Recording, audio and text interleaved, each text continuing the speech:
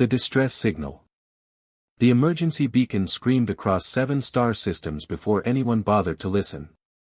The Kilrathi distress signal had been broadcasting for 3 standard weeks, its automated message growing weaker with each rotation of their dying colony world. Captain Maria Chen stood on the bridge of the UNS Retribution, her dark eyes fixed on the holographic display that showed the fading pulse of the alien transmission. "Play it again," she ordered, her voice cutting through the low hum of the ship's systems. The communications officer tapped his console, and the haunting message filled the bridge once more. The Kilrathi voice was melodic even in desperation, their translator working overtime to convert the alien syllables into something humans could understand. "This is Colony 7 of the Kilrathi Collective. We are under sustained attack. Our defenses have failed. Our people are dying. We require immediate assistance from any allied species within range. The Vrakan Armada shows no mercy. Please, if anyone can hear this, we have children here. Thousands of children." The bridge fell silent when the message ended. Chen had heard it 17 times now, and each replay made her jaw tighten a little more. She turned to her tactical officer, Lieutenant James Morrison, whose face reflected the same cold anger she felt building in her chest. "How long until we reach their position?" she asked. 42 hours at maximum burn," Morrison replied, his fingers dancing across his station. "But Captain, Command hasn't authorized intervention. The Kilrathi aren't part of the Terran Alliance. Technically, this isn't our fight." Chen's laugh was sharp and humorless. "Everything became our fight the moment they mentioned children." She straightened, her command presence filling every corner of the bridge. "Morrison, send a tight beam message to the nearest Alliance fleet. Tell them we're responding to the distress call. Then get me everything we have on the Vrakan." As Morrison worked, Chen pulled up the Kilrathi file on her personal display. The species was relatively new to human contact, discovered only 15 years ago when a Terran exploration vessel stumbled upon one of their trade routes. They were a peaceful people, their entire civilization built around art, philosophy, and scientific advancement. They had no standing military, only small defensive forces meant to deter pirates and raiders. The Vrakan were different. Chen's screen filled with intelligence reports that made her stomach turn. A predatory species that believed in the ancient doctrine of might makes right, the Vrakan had been steadily expanding their territory for 2 centuries. They didn't negotiate. They didn't show mercy. They simply took what they wanted, and anyone who resisted was eliminated with brutal efficiency. "Captain, I've got the data you requested," Morrison said, transferring the information to the main display. The Vrakan Armada consists of approximately 30 warships surrounding Colony 7. They've been conducting systematic bombardment of population centers. Current estimates suggest 70% of the colony's infrastructure has been destroyed. Chen studied the tactical readout. The Vrakan vessels were impressive, bristling with weapons and heavy armor plating. Each ship was easily twice the size of the Retribution.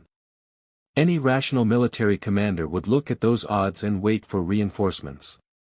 But Maria Chen had stopped being purely rational the moment she heard those Kilrathi children crying in the background of the distress call. "What's the status of our weapons systems?" she asked. Her weapons officer, Ensign Sarah Park, looked up from her console with a grim smile. "Railguns fully charged and ready. Missile tubes loaded. Point defense systems at 100%. And the experimental plasma lance is operational, though engineering still recommends we limit its use." "Engineering can recommend whatever they like," Chen said. "Once we arrive, I want that lance ready to fire on my command." "How many Marines do we have aboard?" 240, Morrison answered. "Plus the full complement of combat drones and atmospheric fighters." Chen nodded slowly, her mind already working through tactical scenarios. The Retribution was a heavy cruiser, one of humanity's newest warships, built specifically for deep space combat operations. She carried enough firepower to level a small moon, and her crew was among the best the Terran Navy had to offer. But 30 enemy ships was a tall order, even for them. "Captain, incoming transmission from command," the communications officer announced. "Admiral Patterson wants to speak with you directly." Chen had been expecting this. "Put him through." The holographic display shifted to show Admiral Richard Patterson, his weathered face stern with disapproval. "Captain Chen, I've received your notification of intent to respond to the Kilrathi distress signal. I'm ordering you to stand down and await reinforcement from the Third Fleet." "With respect, Admiral, the Third Fleet is 6 days away," Chen replied calmly. "The Kilrathi don't have 6 days. They don't have 6 hours." Patterson's expression hardened. "Those are your orders, Captain. The Vrakan Armada is too large for a single ship to handle. You'll be destroyed, and we'll lose one of our best vessels in the process." "Then I suppose I'm about to commit an act of insubordination, sir." Chen's voice was steel wrapped in velvet.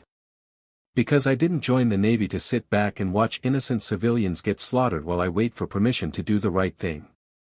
The Retribution is responding to that distress call, with or without authorization." The Admiral stared at her for a long moment, and Chen thought she saw something shift behind his eyes. Perhaps recognition. Perhaps respect. Or maybe just resignation. "God help you, Captain," Patterson finally said. "And God help those Vrakan bastards when you arrive." The transmission ended, leaving Chen alone with her crew and her conscience. The approach. The Retribution cut through the darkness of space like a blade, its fusion engines burning at maximum capacity as it raced toward Colony 7. Maria Chen had ordered battle stations 6 hours ago, and every member of her crew moved with the practiced precision of trained warriors preparing for war. The ship hummed with barely contained energy, weapon systems primed and ready, armor plating angled to deflect incoming fire. In the war room 3 decks below the bridge, Chen stood before a holographic tactical display with her senior officers gathered around her. The projection showed Colony 7 in painful detail, a once beautiful world now scarred by orbital bombardment. 30 Vrakan warships hung in formation around the planet like vultures circling dying prey, their weapons systematically reducing cities to rubble. "We have 18 hours until we enter their sensor range," Morrison said, highlighting the approach vector on the display. "Once they detect us, we lose the element of surprise. They'll have time to organize a coordinated response." Chen studied the enemy formation with the eye of a predator sizing up her target. The Vrakan ships were arranged in 3 clusters of 10, each group covering a different section of the planet's orbital space. It was a standard siege formation, designed to prevent anyone from escaping the surface while maintaining overlapping fields of fire. "They're arrogant," she said quietly. "Look at their spacing. They're not expecting resistance, so they haven't bothered with proper defensive positioning. They think they've already won." Commander Rachel Torres, the ship's chief engineer, leaned forward to examine the display more closely. Her hands were still stained with grease from working on the plasma lance, and her expression carried the weight of someone who knew exactly what her captain was planning. "Captain, I need to be clear about something. The plasma lance has only been tested twice in controlled conditions. If we fire it at full power in actual combat, there's a 30% chance it could overload our primary power grid." "And if it works?" Chen asked. Torres allowed herself a small smile. "If it works, it'll punch through Vrakan armor like tissue paper. One shot could potentially disable or destroy 3 of their ships if they're positioned correctly." "Then we make sure they're positioned correctly," Chen replied. She turned to her Marine commander, Major David Okonkwo, whose massive frame seemed to fill half the war room. "Major, I want your people ready for rapid deployment. Once we break their formation, there might be an opportunity to insert teams onto the planet's surface." Okonkwo's deep voice rumbled through the room. "My Marines are always ready, Captain. But extracting civilians under fire while fighting off Vrakan ground forces is going to be complicated. We'll need precise coordination with the Kilrathi survivors." The distress signal included colony defense frequencies, Morrison interjected. "We've been monitoring them. There's still organized resistance on the ground, concentrated in the northern continent. They're holding out in reinforced shelters, but their supplies are running low. Chen nodded, her mind racing through possibilities and contingencies. The retribution was powerful, but she was still just one ship against 30. They needed to be smart, ruthless, and absolutely perfect in their execution. One mistake would mean death for everyone aboard, and certain doom for the Kilrathi below. "Here's what we're going to do," she said, her finger tracing a path through the holographic display. "We're going to come in fast and loud, broadcasting on all frequencies. I want every Vrakan ship to know exactly who we are and why we're here. We're going to make them angry enough to break formation." Park looked up from her datapad with concern. "Captain, that goes against every tactical principle we were taught at the Academy. Drawing their attention will make us the primary target." "Exactly," Chen replied with a cold smile. "They'll abandon their siege positions to concentrate fire on us. Morrison, once they start moving, I want targeting solutions on the 3 ships that create the biggest gap in their formation. Torres, that's when we fire the plasma lance. 1 shot, 3 targets, maximum damage." Torres whistled low. "Threading that needle is going to require perfect timing and a little bit of divine intervention." "Then we better start praying," Chen said. "Because after we take out those first 3 ships, we're going to tear through that gap and get between them and the planet. We put ourselves directly over the Kilrathi shelters and dare those bastards to fire through us to reach the civilians." The room fell silent as her officers absorbed the implications of the plan. Chen was proposing to use the retribution as a human shield, gambling that the Vrakan would hesitate to fire on the planet with a Terran warship in the way. It was audacious, possibly suicidal, and completely insane. It was also brilliant. "Once we're in position," Chen continued, "we launch everything we have. Fighters, drones, marines in drop pods for surface operations. We turn this siege into a knife fight, close quarters where their numerical advantage means less and our superior technology means more." Morrison studied the tactical display with new appreciation. It could work. The Vrakan rely on overwhelming firepower and formation tactics. If we get inside their effective range and force them to engage individually, we might be able to even the odds.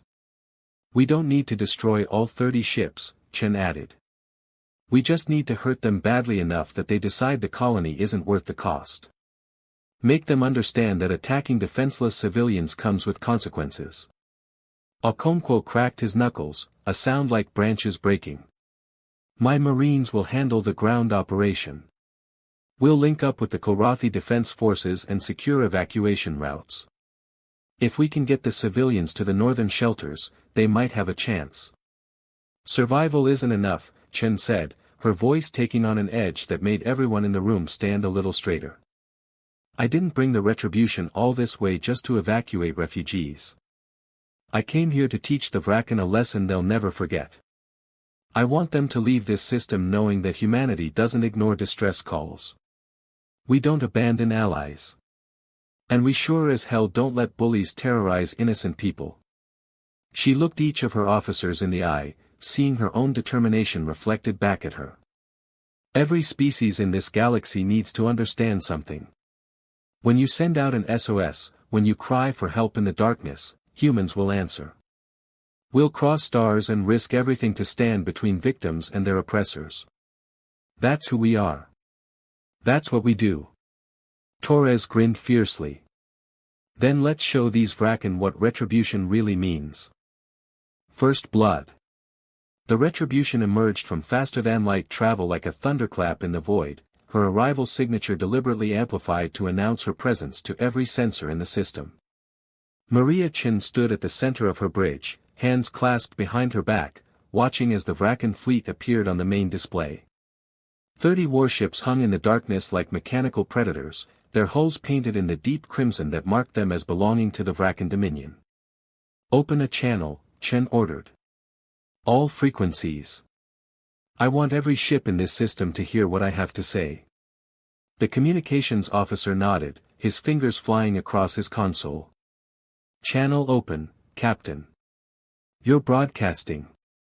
Chen took a breath, then spoke with the voice of humanity itself. This is Captain Maria Chen of the United Nations Starship Retribution to all Vracan vessels currently besieging Colony 7. You have exactly one opportunity to withdraw from this system peacefully. Power down your weapons, break orbit, and leave. You have 5 minutes to comply. The bridge crew waited in tense silence. Chen knew the Vracan wouldn't accept her ultimatum, but she needed them to reject it. She needed them angry, predictable, and most importantly, moving out of their defensive formation. The response came 90 seconds later. The Vracan commander appeared on screen, his reptilian features twisted into what might have been a smile. His translator rendered his hissing speech into flat, emotionless words. You are Captain Chen of the Terran vessel. I am War Leader Kravik of the Vracan Dominion. Your interference is noted and dismissed. This colony belongs to us by right of conquest. You are one ship. We are 30. Leave now or be destroyed. Chen smiled, and there was nothing warm in that expression. War Leader Kravik, you've made a critical error in judgment. You assumed that because you outnumber us, you have the advantage. Let me educate you about humanity. We crossed an ocean of stars to answer a distress call from a species we barely know. We did this knowing we'd be outnumbered. We did this knowing we might die. And we did this because when innocent people cry out for help, humans don't calculate the odds. We just show up and start breaking things. She leaned forward slightly, her voice dropping to something dangerous. Your 5 minutes are up. Morrison, light them up. The Retribution's targeting systems came alive, painting every Vracan ship with active sensors. Simultaneously, Chen's communications officer began broadcasting on emergency frequencies, ensuring that every civilian transport, every merchant vessel, every listening post within 3 systems would know what happened here today. Kravik's face contorted with rage. You dare threaten the Dominion? All ships, destroy that Terran vessel. Leave nothing but debris. Exactly as Chen had predicted, the Vracan formation began to break apart. Ships peeled away from their siege positions, their weapon systems charging as they moved to engage the Retribution. They abandoned the coordinated defensive pattern in favor of an overwhelming offensive strike, every commander eager to claim the kill. They're taking the bait, Morrison reported, his voice tight with anticipation. 17 ships breaking formation, converging on our position. The remaining 13 are holding orbit over the primary shelter locations. Perfect, Chen said quietly. Torres, is the plasma lance ready? 3 decks below, Commander Torres stood in the engineering bay before the massive experimental weapon that ran through the spine of the Retribution. Capacitors charged to maximum. Targeting computer synced with the bridge. We're ready, Captain. Chen studied the tactical display as the Vracan ships approached. They were moving fast, abandoning caution in their arrogance. 3 vessels had pulled ahead of the others, forming a spearhead formation that would bring them into firing range first. They were clustered close together, close enough for what Chen had in mind. Morrison, targeting solution on those 3 lead ships. I want a firing corridor that takes all 3 with one shot. Morrison's hands moved with practiced precision. Computing trajectory. Wait for it. Wait for it. Firing solution locked. We have a clean shot through all 3 targets, but the window is narrow. 8 seconds. Torres, prepare to fire on my mark, Chen said, her voice steady despite the adrenaline singing through her veins. Park, the moment we fire, I want every missile tube to launch. Paint the sky with ordnance. Make them think we're throwing everything at them. The Vracan ships came on, their weapon ports glowing with building energy. Chen watched the tactical display with absolute focus, waiting for the perfect moment. In space combat, timing was everything. A fraction of a second could mean the difference between a devastating strike and a wasted shot. 5 seconds, Morrison counted. 4. 3. 2. Fire, Chen commanded. The Retribution shuddered as the plasma lance discharged, releasing a coherent beam of superheated matter that crossed the distance between the ships at a significant fraction of light speed. The beam struck the lead Vracan vessel amidships, punching through its armor plating like it was made of paper. The ship's reactor containment failed instantly, and the resulting explosion tore the warship apart in a brilliant flash of light. But the plasma lance didn't stop. The beam continued through the debris field, striking the second Vracan ship along its port side. The vessel's hull buckled and split, atmosphere venting in great plumes as internal bulkheads collapsed. Before the dying ship could drift away, the beam found its third target, shearing through the final vessel's command section and leaving it tumbling helplessly through space. 3 Vracan warships destroyed or disabled in a single shot. 27 remained. Missile launch detected, Park announced. 73 missiles inbound. Point defense systems engaging. The Retribution's automated defenses came alive, tracking and destroying incoming missiles with ruthless efficiency. Lasers and kinetic interceptors filled the space around the ship with a deadly web of countermeasures. Most of the Vracan missiles exploded harmlessly, but 3 got through, slamming into the Retribution's forward armor plating. The ship shook violently, and warning lights flashed across multiple consoles. Forward armor integrity at 74%, Morrison reported. Hull breaches on decks 3 and 4, emergency bulkheads engaged. No casualties. Chen gripped her command chair as another salvo of missiles streaked toward them. Helm, execute evasive pattern Delta 7. Get us through that gap in their formation. Torres, how long until the plasma lance can fire again? 15 minutes minimum, Torres replied, her voice strained. The weapon systems are overheating. We push it harder than that, and we risk a catastrophic failure. Understood. We'll have to do this the old-fashioned way. Chen turned to Park. Fire railguns, alternating targets. I want sustained fire on any ship that gets within optimal range. Morrison, launch all fighters and combat drones.